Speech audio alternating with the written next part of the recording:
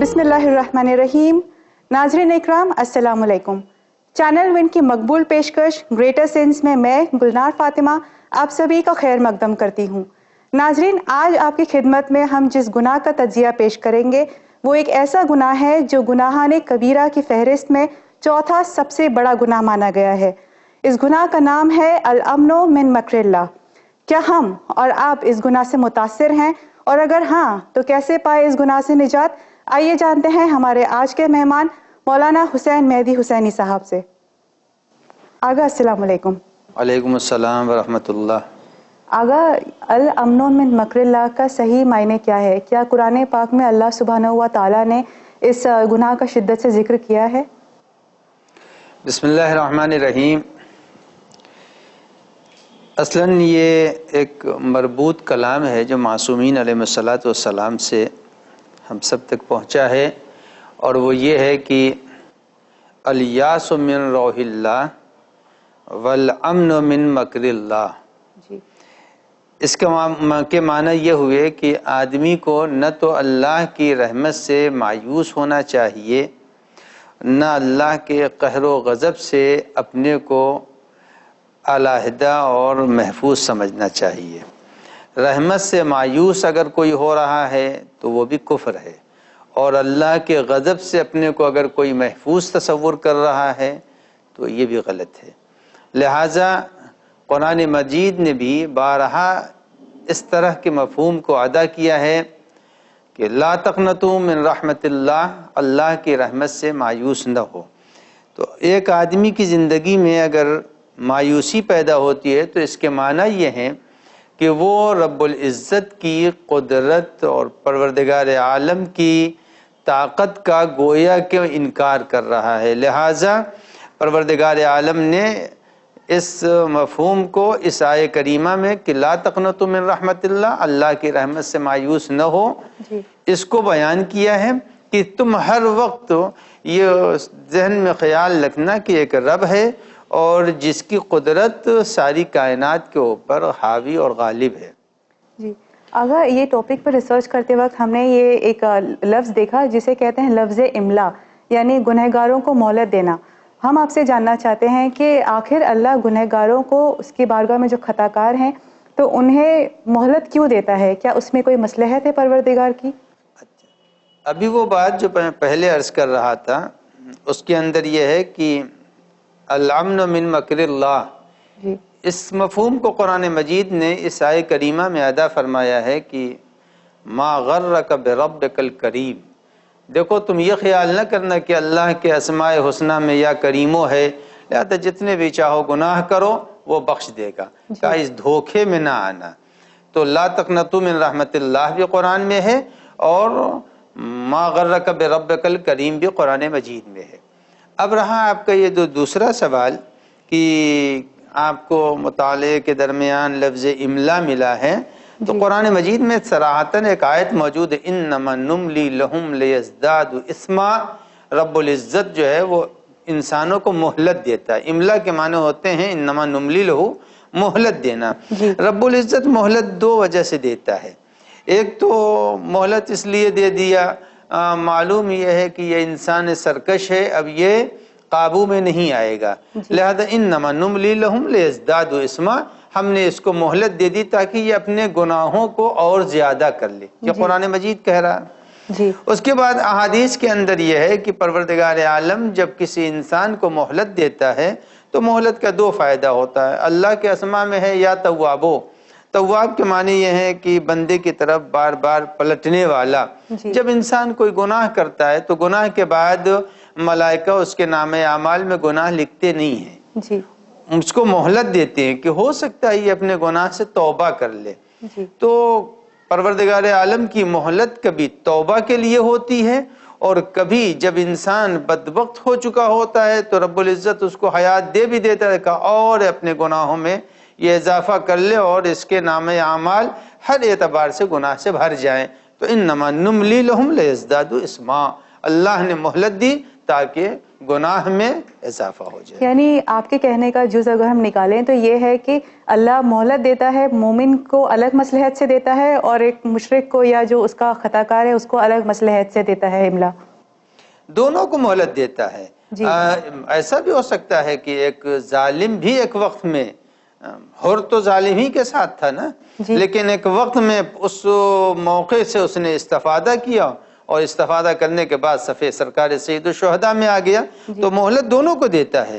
ظالم کے لیے بھی یہ نہیں ہے کہ دروازہ بند کر دیا ہے، بلکہ اللہ یہ تو چاہتا ہے کہ آخر وقت میں، جیسا کہ حدیث میں ہے کہ رب العزت اگر انسان کو خبر نہیں ہے کہ ہم مر رہے ہیں، تو اگر جان یہاں تک پہنچ چکی ہے اور وہاں بھی توبہ کر لے تو رب العزت اس کے خطاؤں کو معاف کرتا ہے۔ جیسا کہ احادیث کے اندر تذکرے ملتے ہیں کہ ایک شخص گنہگار جب مرنے لگا تو اس نے محسوس کیا اب ہم مر رہے ہیں، تو اس نے ایک جملہ کہا، یا من لہ الدنیا والآخرہ ارحم من لیس لہ الدنیا والآخرہ، اے رب العزت دنیا اور آخرت سب تیرے ہاتھ میں ہے، میرے اوپر رحم کر۔ یہ جملہ خالق کو پسند آیا اور رب العزت نے اس کے گناہوں کو معاف کر دیا۔ سبحان اللہ۔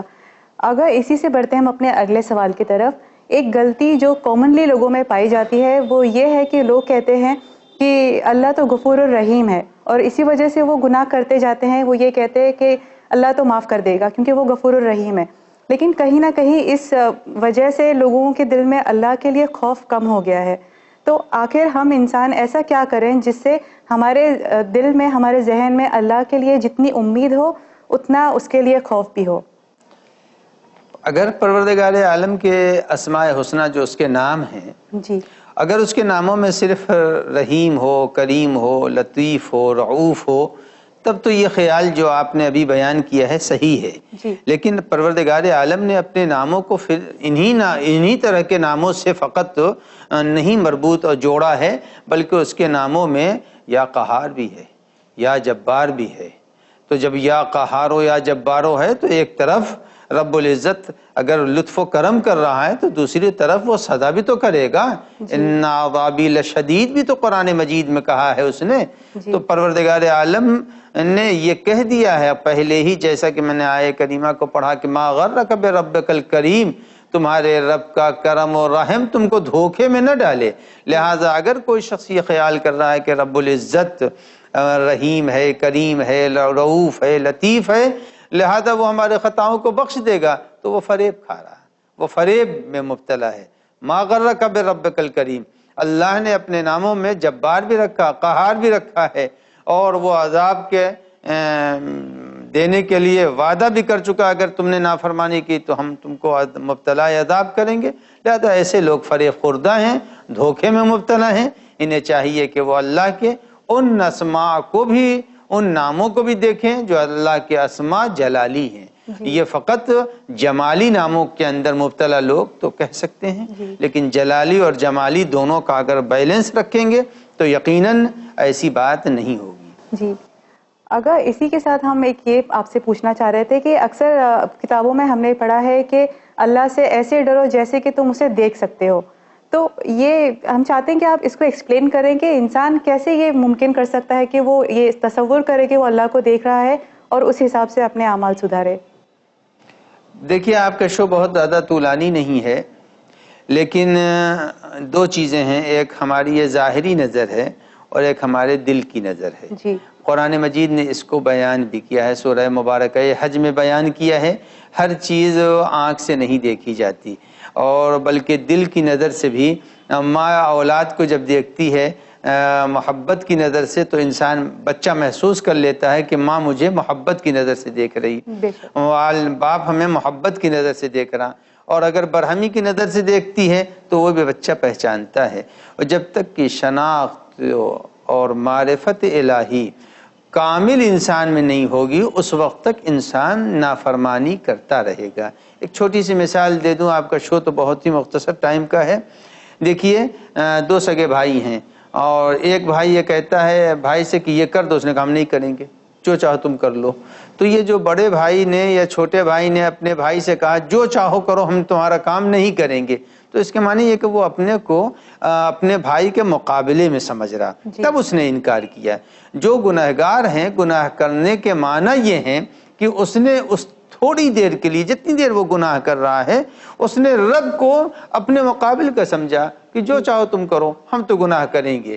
تو نعوذ باللہ جس وقت انسان گناہ کرتا ہے وہ اپنے رب کے سامنے اپنے کو بڑا بنا رہا ہوتا ہے۔ لہذا جب انسان کے دل میں اللہ کی محبت ہوگی اور اللہ کی معرفت حقیقی ہوگی تو کبھی انسان گناہ نہیں کرے گا۔ جی بہت خوب آگا۔ آگا اسی کے ساتھ ہم بڑھتے ہیں اس شو کے آخری سوال کی طرف، اور اس کے بعد ہم بڑھیں گے اپنے ویورز کویشچن سیکشن کی طرف۔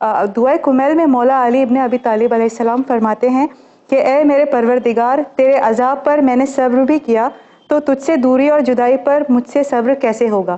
اس سے یہ پتہ چلتا ہے کہ ہمارے مولا اللہ سے جدائی بالکل بھی برداشت نہیں کر سکتے، تو ہم بطور اللہ کے خاکسار بندے اور مولا علی کے شیعہ ہونے کے ناطے ہم کیسے یہ پاسبل کریں کہ ہم اپنی زندگی میں اتنی ہی معرفت اللہ کی رکھیں کہ جتنا مولا علی رکھتے تھے، اور اللہ سے قربت پانے کی اور کوشش کریں؟ دیکھیے پہلی بات تو یہ ہے کہ معرفت کا وہ مرتبہ جو مولا کائنات علی ابن ابی طالب علیہ السلام کو حاصل تھا، اس معرفت کے مرتبے تک کوئی نہیں پہنچ سکتا۔ جی بے شک۔ اور جب نہیں پہنچ سکتا تو اتنا تو ہے کہ اگر آدمی کوشش کرے، گناہوں کو اگر چھوڑ دے گا تو یقیناً وہ رب العزت کی کا قرب رکھتا ہے۔ دیکھیے آپ نماز کی نیت کرتے ہیں کہ نماز پڑھتا ہوں یا نماز پڑھتی ہوں قربتاً اللہ، جتنی دیر وہ نماز میں ہے اتنی دیر وہ نہ ادھر دیکھ رہا نہ ادھر دیکھ رہا ہے، نہ بات کر رہا، نہ کھا رہا نہ پی رہا ہے۔ اگر آدمی ہر وقت اپنے کو خدا کے سامنے حاضر و ناظر سمجھے گا تو قطعاً گناہ نہیں کرے گا۔ اب رہی بات کہ مولا کائنات کا یہ ارشاد جو دعائے کمیل میں ہے کہ صبر تو علی حر نارک، میں کیسے تیرے جدائی پر صبر کروں گا، تو دیکھیے وہ تو بہت بڑے مرتبے کا جملہ ہے۔ اس کو یوں سمجھ لیجئے کہ جب ایک گود کا بچہ بفر جاتا ہے تو اس جیسی بہت سی عورتوں کی گود میں وہ دے دیجئے اسے، مگر وہ روئے گا، بے چین رہے گا۔ لیکن جیسے ہی وہ ماں کی گود میں آتا ہے اس بچے کو، بفرے ہوئے بچے کو آپ ٹافی دے دیجئے، چاکلیٹ دے دیجئے، دودھ کی شیشی دے دیجئے، لیکن وہ کسی کی طرح سے قابو میں نہیں آتا۔ جبکہ سبھی اس طرح کی اس کی ماں کی جیسی عورتیں ہیں لیکن وہ قابو میں نہیں ہے۔ لیکن جیسے ہی وہ ماں کی گود میں آتا ہے فوراً وہ خاموش ہو جاتا ہے۔ یعنی ماں سے بچے کو محبت، بچے کو ماں سے قلبی انس ہے۔ لہذا جس سے قلبی انس ہوتا ہے وہ اس کے قریب پہنچنے کے بعد صبر کر لیتا ہے۔ دیکھیے دودھ کی شیشی مل رہی ہے اسے مگر اس نے اس کو گوارا نہیں کیا، چاکلیٹ اور ٹافی مل رہی ہے اس نے اس کی طرف توجہ نہیں کی۔ جیسے ایک بچہ ماں سے انس پیدا کرنے کے بعد چاکلیٹ کو چھوڑ دیتا ہے، غبارے کو چھوڑ دیتا ہے، دودھ کی شیشی کو چھوڑ دیتا ہے، مگر وہ ماں کے قریب رہنا پسند کرتا جبکہ اس کی گود میں کچھ نہیں ہے، نہ چاکلیٹ ہے نہ وہ۔ مولا کائنات نے اگر اس جملے کو ادا فرمایا ہے تو گویا ایک ادنا سی تعبیر یہی ہے کہ وہ فرما رہے کہ پالنے والے یہ آگ تو مخلوق ہے، اور جب مخلوق ہے تو مخلوق سے علی نہیں ڈرتا، مگر تیری جدائی علی کو بہت کھلتی ہے، وہ علی تیری جدائی کے اوپر قطعاً راضی نہیں ہے۔ ناظرین وقت ہو چلا ہے ایک چھوٹے سے بریک کا، ہم ابھی حاضر ہوتے ہیں، آپ کہیں مت جائیے۔